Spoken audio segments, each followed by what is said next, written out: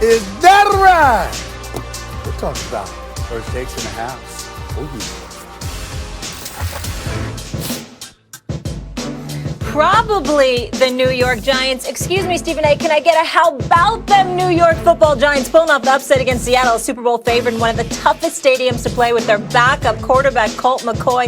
Joe Judge doing a heck of a job. Huge props to him. New York is 5-7, first in the division. Welcome to First Take, everybody. Thank you so much for being with us this morning. I hope you had a wonderful weekend. He is Stephen A. Smith. He's Max Kellerman. I'm Molly Karam Rose. Yes. Yes, first of all, good morning. Good morning, Molly. Is fly. The outfit, as usual, is fly. Here, do slamming as well. Max Kellerman, you stepped out a little bit with the little shirt right there, looking smooth, nice crew cut, all of that good stuff. I do have a complaint, though, and it's not about either one of y'all. The producers, I mean, where's our opening music? I mean, we just come right on without any music or anything. You're like the open, Stephen A. The beat matters. That's all I'm trying to say. That's all I'm trying to say. Beat matters.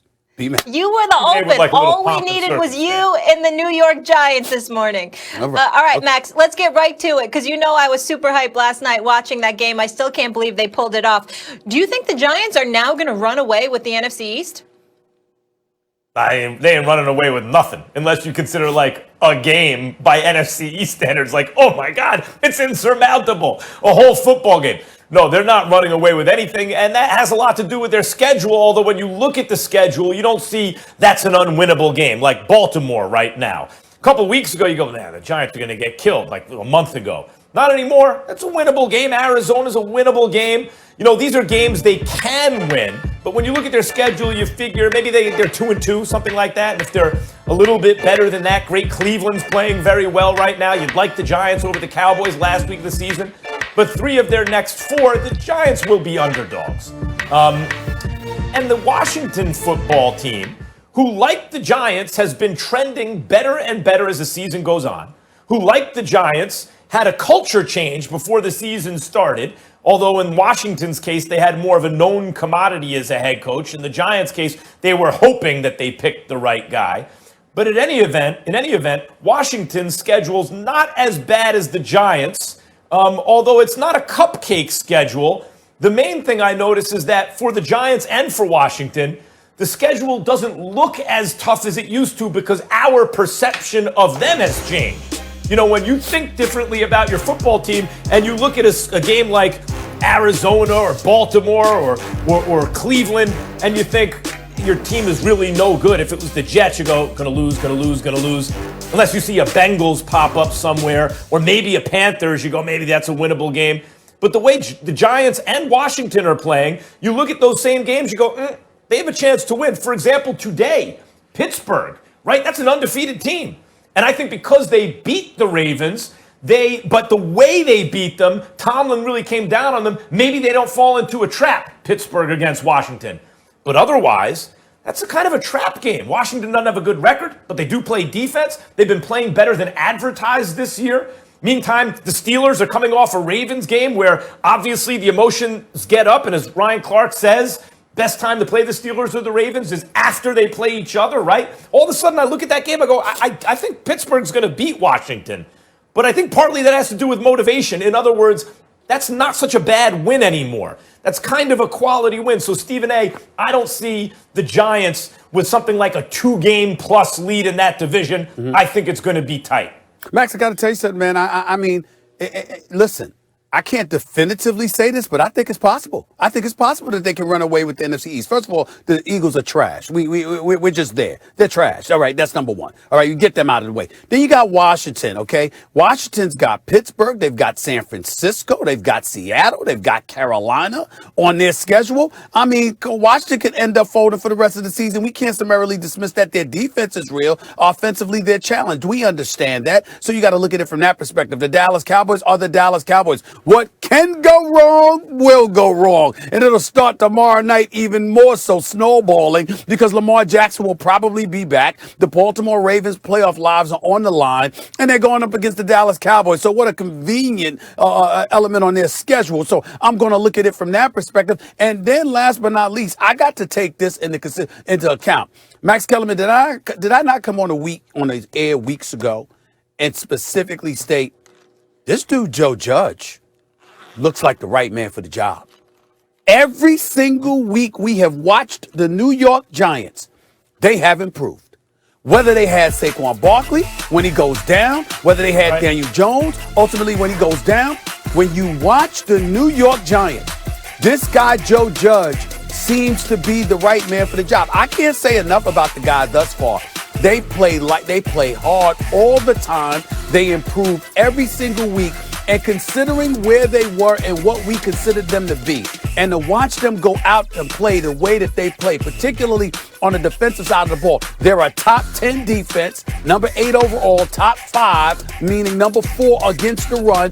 These brothers come and they play and they get after you. So you're going to be in a dogfight. You're going to have an opportunity to win games because that defense usually gives you that opportunity. And when you combine that with the ineptitude that exists within the rest of the NFC East, not even taking into account their schedule, just what you've seen thus far, and then you take into account the level of competition Washington is going to have to go against, the fact that the Dallas Cowboys are who they are, and we know that the Eagles are trash, I definitely think the NFC East is ripe to be had by the New York Giants and Coach Joe Judge and his defensive coordinator.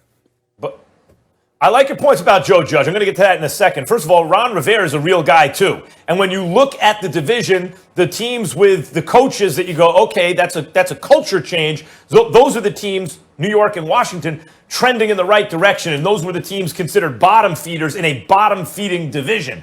So I have to say that about Washington, who usually I think is the weakest team in the division. As far as Joe Judge is concerned, you were right about Joe Judge.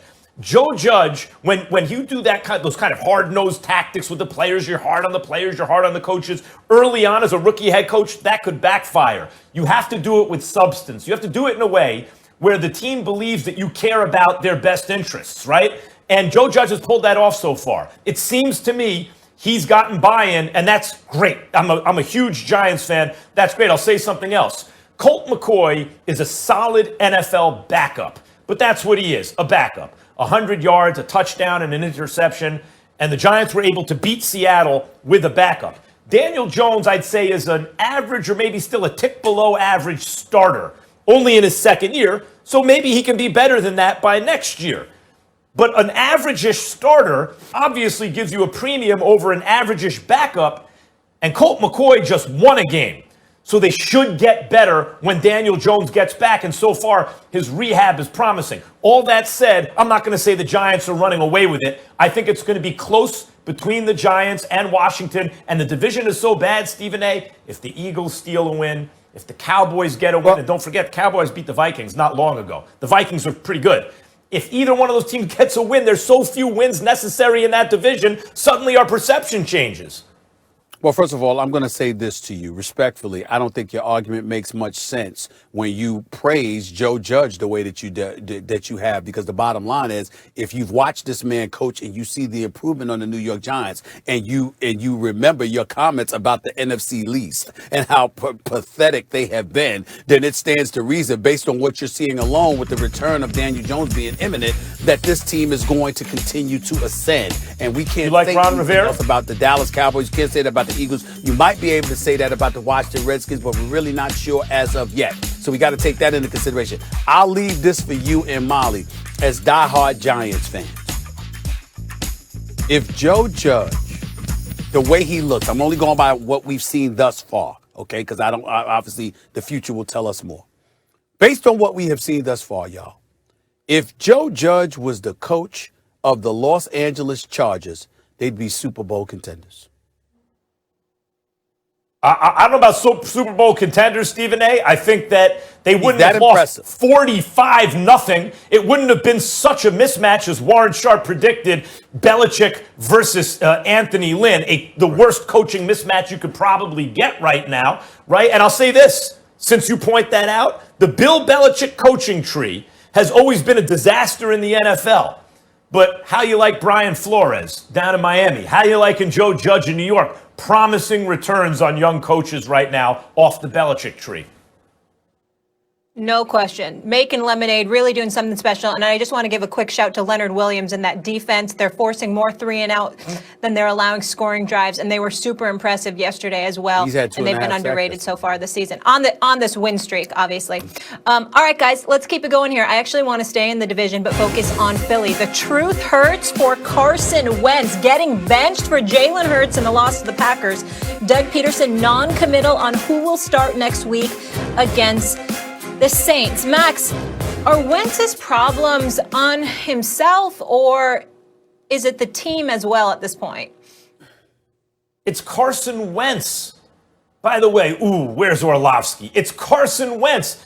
Remember when Dan held up that L, guys? He took the L on Wentz. Yeah. People don't know in the media you actually do have influence. I believe when media enablers for Carson Wentz start admitting, okay, he's bad, that actually gives coach the cover he needs to sit him down. I'm not kidding. I think that's correlated. I don't think that's independent. Coach finally sat him down. And by the way, talk about a day late and $1 short.